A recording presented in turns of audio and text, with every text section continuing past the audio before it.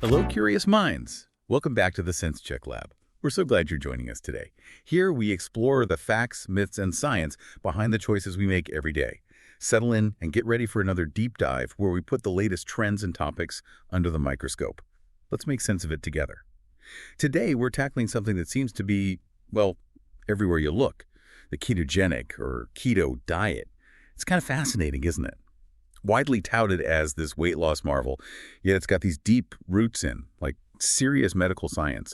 And the information out there can be incredibly confusing, even conflicting sometimes. It truly can be, yeah. And that's precisely our mission today, really. We want to try and cut through all that hype, the misinformation, and separate the actual scientific evidence from the popular claims. Our goal is to give you a clear, sort of nuanced understanding of what the keto diet truly involves, how it works, and what the latest research actually suggests it can and maybe cannot do. Okay, let's unpack this then. So, at its most basic level, what is the keto diet? It sounds like it's fundamentally a very low carbohydrate, but very fat-rich eating plan. That's the core of it, yes. We're talking typical macronutrient ratios of about, say, 70–80% fat, maybe 10–20% protein, and then a really tiny fraction, like 5–10% carbohydrate. Wow, that's quite a shift from, standard diet. It is, and what's really fascinating here is the core metabolic idea behind it, ketosis. Yeah. Imagine your body normally runs on glucose from carbs, right? Like gasoline in a car. When you drastically cut those carbs, your body has to switch gears. It starts burning fat for energy instead. And in doing that, it produces these molecules called ketone bodies as an alternative fuel source. Ketone bodies, okay. Yeah, and achieving that metabolic state where ketones become the primary fuel, that's the goal of the diet. And this isn't some brand new thing that just popped up last year, is it? It has a history. Oh, absolutely not. It has a surprisingly deep history, actually. It was explored way back in the 19th century for managing diabetes. But its major breakthrough, scientifically speaking, was in the 1920s. It was introduced then as a really effective treatment for drug-resistant epilepsy, particularly in children. Right, I've heard about that connection. Yeah, and that medical use actually continues today. Beyond that, it's also been tested, often in very closely monitored medical settings for things like cancer, PCOS, that's polycystic ovary syndrome, and even Alzheimer's disease. Okay, so quite a medical background. What about the food itself? Like, what are people actually eating on keto? Well, the emphasis is heavily on fats. Think healthy fats like olive oil, avocado, macadamia nuts, seeds, but also potentially things like cocoa butter or even lard, depending on the approach. Protein is kept moderate, so things like grass-fed beef, free-range poultry, wild-caught fish, eggs, maybe tofu. Okay. And for vegetables, it's mostly the non-starchy ones, leafy greens, cauliflower, broccoli, bell peppers, that kind of thing. You can have certain fruits in small portions, usually berries because they're lower in sugar. Gotcha. So what's not allowed then? That list must be pretty long. It is quite restrictive, yeah. You're cutting out all whole and refined grains, obviously added sugars, but also most natural sugars. Starchy vegetables like potatoes and corn are out, most fruits, and definitely all fruit juices. And legumes, so beans, lentils, even peanuts. Wow, okay. That's restrictive. You mentioned berries are okay because they're lower in net carbs. Yeah. That term, net carbs, I hear it all the time. It almost sounds a bit like a marketing term. You've hit on something important there, and it often is used that way, unfortunately. Oh. Net carbs isn't actually a regulated term. It was largely created by food manufacturers. The calculation is basically total carbs minus indigestible stuff like fiber and certain sugar alcohols. But there's debate, even within the keto community, about its real value, because some of those sugar alcohols can still give you calories and potentially raise blood sugar. Right. And crucially, just subtracting fiber doesn't change the total calorie count of the food, so it's a bit murky. That makes sense. Okay, so we have this diet with a long medical history, specific science behind it. Why has it just exploded in popularity recently? It feels like it went from niche to mainstream almost overnight. Well, the low-carb idea itself isn't new, right? The Atkins diet really kicked that off back in the 70s. But this modern keto surge, yeah, it's largely fueled by media, lots of celebrity endorsements, and especially social media trends. Ah, the social media effect. Exactly. It creates a huge amount of buzz. It gets advertised as this, weight loss wonder, promising super fast results and all these other health benefits. And this is probably where the controversies start heating up, right? Precisely. Despite all the hype, it's so important to remember this started as a medical diet. And if it's not managed properly, it carries potential serious risks. The extreme carb restriction means people can easily miss out on vital nutrients you get from, say, a wide variety of fruits and vegetables. Yeah. And there's also a real concern about people maybe loading up on too much protein, or worse, getting their fats from poor quality processed foods instead of those healthy whole food sources. That's a really good point. Which leads to the big question, who is this diet really for? Who actually benefits? Based on the solid research, the clearest beneficiaries are those groups with that long documented history. So children with drug-resistant epilepsy, it can be absolutely life-changing for them.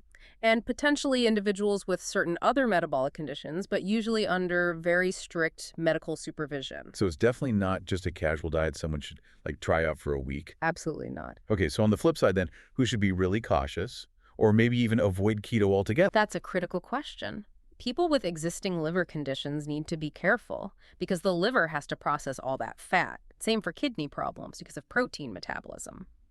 There are also pretty significant concerns for folks with heart disease, partly because of the potential for high saturated fat intake and the impact on LDL, that bad cholesterol. Right, the cholesterol issue, yeah. And also, vulnerable groups children, unless it's specifically for epilepsy under medical guidance, and pregnant or breastfeeding women, their nutrient needs are just too high and specific during those periods. It's definitely not a one-size-fits-all thing. You also mentioned medication interactions earlier. That's something I bet a lot of people don't even think about.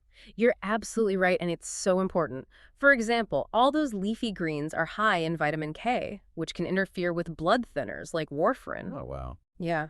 And certain diabetes drugs, like SGLT2 inhibitors, might be incompatible or increase risks when combined with keto. It just highlights, again, how critical it is to talk to healthcare professionals, and I mean both a physician and ideally a registered dietitian before even considering starting keto. Definitely. They need to monitor biochemical changes, help tailor a safe plan, prevent deficiencies. It's not something to DIY. That's really solid advice. Yeah.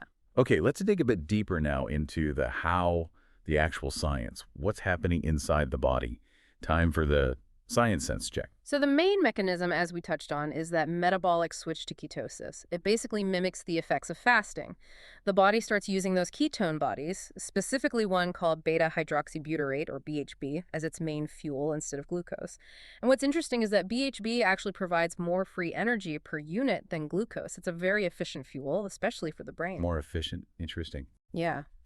And metabolically, the diet also tends to lower your serum insulin levels, which can increase insulin sensitivity, and it really ramps up fat catabolism. Your body gets much better at breaking down stored fat for energy. Okay, that makes sense chemically. But what does the actual research show in practice? Let's start with the big one, weight loss. Does work? For weight loss, yeah, the studies consistently show good evidence for faster short-term results compared to traditional low-fat or even Mediterranean diets. People often see significant drops in body weight, BMI, fat mass, waist circumference. But you emphasize short term. Exactly. What's interesting is that over the longer term, say after a year, those differences in weight loss tend to shrink or disappear compared to more conventional diets. Oh, okay. And compliance becomes a major issue. It's hard to stick to. But a key reason for that initial success seems to be appetite suppression. People on keto often report feeling less hungry, having less desire to eat, and studies show decreases in ghrelin, the main hunger hormone. Okay, so short-term weight loss seems pretty clear. What about for managing type 2 diabetes? Similar story there, actually. Short-term studies show definite improvements in blood sugar control, lower HbA1c levels. Some patients can even reduce or completely stop their anti-diabetic medications. Their blood sugar can approach normal levels within weeks sometimes. That sounds promising. It is. The mechanisms make sense too: less carb intake, lower insulin, better insulin sensitivity, more fat burning.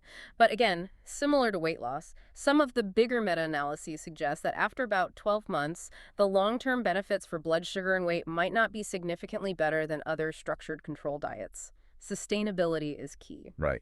Now, the neurological stuff, that's where keto has its roots. With epilepsy, what else is happening in brain health research? Yeah, it's well established for drug-resistant epilepsy, like we said. The efficacy rates are pretty impressive, around 52% for the classic version in some studies. It seems to work by changing neurotransmitters, like increasing GABA, which is calming, altering how the brain uses energy, affecting ion channels. But what's really exciting now is how this metabolic shift might help with other brain conditions. Like what? Well, for Alzheimer's, there's emerging evidence that those ketone bodies, BHB, might actually protect brain cells against the kind of damage you see in AD and potentially improve memory function. Some early trials showed improvements. Interesting. For Parkinson's, animal studies and some small human trials suggest benefits for mitochondrial function, reducing oxidative stress and inflammation, leading to some improvements in symptoms. And researchers are even looking at it for serious mental health conditions like schizophrenia and bipolar disorder. Really? How would that work? The theory is that ketones provide an alternative energy source for brain cells that might bypass dysfunctional energy pathways thought to be involved in those conditions, potentially stabilizing neural networks. Clinical trials are underway. Wow. That's a huge range. What about other big health areas like heart health? You mentioned concerns earlier. Yeah, heart health is, well, it's complex with keto. On the plus side, studies often show it reduces triglycerides and increases HDL, the good cholesterol. Okay, that sounds good. But, and this is a big but, it frequently increases LDL, the bad cholesterol, and that's a major concern for long-term heart disease risk. The effect on total cholesterol kind of varies. From a mixed picture. Definitely. And for heart failure, it's even more complex. There's evidence that failing hearts might actually prefer ketones for fuel, and giving ketones might help function. However, other research raises red flags about long-term keto possibly causing issues like cardiac fibrosis, which is scarring, or increasing risks like arrhythmias or chamber enlargement. So it's really not straightforward. Yeah, sounds like it needs careful consideration. What about obesity itself beyond just weight loss or other conditions? For obesity, beyond the weight, it does seem to improve markers like insulin resistance, blood pressure, and those lipid profiles we mentioned. The good parts, anyway. It's also shown promise for non-alcoholic fatty liver disease, or NAFLD, reducing fat in the liver in some studies. And for PCOS, polycystic ovarian syndrome, research suggests positive impacts, lower fasting insulin, better hormone balance like the LHF-SH ratio, lower free testosterone, plus the weight loss and insulin sensitivity benefits. Okay. There's even some animal data suggesting it might help with inflammatory conditions like IBD or IBS, potentially by reducing gut inflammation and stress on mitochondria. And cancer. That's often mentioned in keto discussions. Yeah, it's proposed as an adjuvant therapy, meaning alongside conventional treatments. Okay. The idea is that many tumor cells rely heavily on glucose. So by limiting glucose, keto might slow tumor growth, potentially make chemo or radiation more effective, maybe even boost immunotherapy. But that's still mostly theoretical or in early trials. Clinical trials are definitely ongoing. Some have shown promising signs, like reduced glucose uptake at tumor sites or improved quality of life for patients, but it's far from being a standard treatment, still very much in the research phase. And briefly, it's even been suggested for COVID-19, theoretically, because it might reduce risk factors and inflammation, but again, that needs much more solid evidence. Wow. Okay. That is an incredibly broad scope of potential uses. So let's really try to sense check this now. Does the keto diet really work across the board, or is it still more hype than reality for most people? What's the verdict on short versus long term? Okay, so in the short term, those metabolic changes often are beneficial, yes. We see the weight loss, the better blood sugar, blood pressure, triglycerides. Those effects are pretty well documented. However, the long-term effects, so looking beyond 1 year, that's where the evidence gets much more limited. We just don't have as many high-quality long-term studies. And compliance is tough, you said. Exactly. Sticking to such a restrictive diet is consistently difficult for most people long-term. Which probably leads to some common myths or misunderstandings people have about it. Oh, absolutely. Like that net carb idea we talked about, the notion that they just disappear without metabolic impact is really disputed. And while it's clearly effective for specific types of epilepsy, suggesting it as a general fix for all sorts of other brain disorders, the extensive human evidence just isn't there yet for broad recommendations. Right. And maybe the biggest one is the belief that the type of fat doesn't matter as long as you're in ketosis. That's really challenged by the concerns over high saturated fat intake and potential long-term heart health issues. Quality matters. That's a huge point. So what are the biggest actual risks then? And how sustainable is this realistically for the average person? Well, short term, many people get the keto flu, feeling hungry, tired, moody, irritable, maybe constipated, headaches, brain fog. Doesn't sound fun. It usually passes, but it's common. Long-term risks are more concerning, though.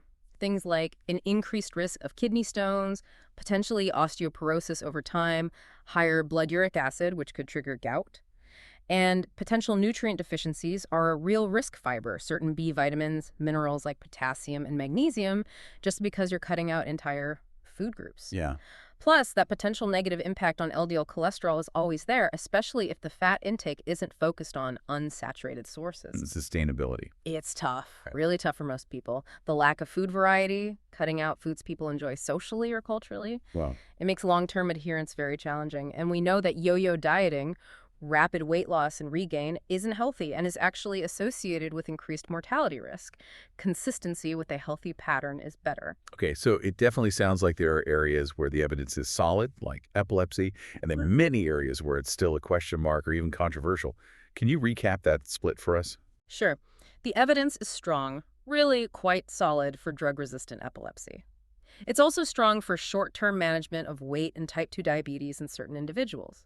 But for long-term overall health benefits, its definitive impact on heart disease risk, Ugh. especially considering the LDL factor, and its broad use for most other neurological conditions or as a primary cancer therapy. The evidence is still emerging, sometimes conflicting, or just not there yet in large, long-term human trials. Got it. There's a lot of variation in study results, too, which tells us we need more research, particularly those big, long-term, randomized controlled trials. So bringing it all together for our listeners, what are the key practical takeaways? What's the final sense check on keto? Okay, let's summarize. What's proven? Clear benefits for drug-resistant epilepsy, short-term effectiveness for weight loss and improving blood sugar, blood pressure, and triglycerides for some people. What's promising? Potential therapeutic uses for type 2 diabetes management and maybe various neurological conditions. But we need more robust, large-scale human trials before making broad claims. What's still largely unknown or uncertain? Long-term safety and effectiveness beyond a year or two. The impact on higher risk groups like older adults or those with multiple health issues. The effects of different types of fat long-term. Its safety in conditions affecting protein-fat metabolism like kidney or liver disease. And its safety during periods of rapid growth like pregnancy, breastfeeding, or childhood outside of epilepsy. So it really sounds like the people who might benefit most are those with very specific medical conditions, always under strict supervision, or maybe individuals who've really struggled with other medically supervised weight loss approaches. That seems fair, yes. But for many others, especially those with existing health risks or pregnant breastfeeding women, children, caution is absolutely the word. Precisely. And the strongest advice, really, for anyone even considering keto, always consult with your physician and a registered dietitian first, seriously. Don't just read about it online and jump in. Please don't. Get personalized guidance. Get monitored. Ensure you're not missing crucial nutrients. Emphasize variety even within the allowed foods. And maybe consider modifying the diet to focus more on unsaturated fats, olive oil, avocados, nuts, fatty fish that might help mitigate some of the LDL cholesterol concerns. But ultimately, sustainable dietary changes like a balanced, minimally processed diet full of colorful fruits, vegetables, lean proteins, fish, whole grains, nuts, seeds, healthy oils, that pattern still has the strongest evidence for long-term health and well-being. That's excellent practical advice. It really underscores making informed choices, not just following the latest trend. And we absolutely encourage all of you listening to keep up with the evolving research, stay curious, keep asking questions, which leads to maybe a final thought for you to consider. Given everything we're learning about personalized nutrition, things like our genetics, our unique gut microbiome, how might dietary approaches in the future, maybe even modified keto versions, be tailored specifically to you to optimize your health and maybe even prevent disease? Something to think about, isn't it? Thank you so much for joining us at the Sense Check Lab. If you enjoyed this deep dive, don't forget to subscribe and share it with your friends. We really appreciate your support and look forward to checking in with you next time for more thoughtful conversations and sense making. Until then, stay curious and take care.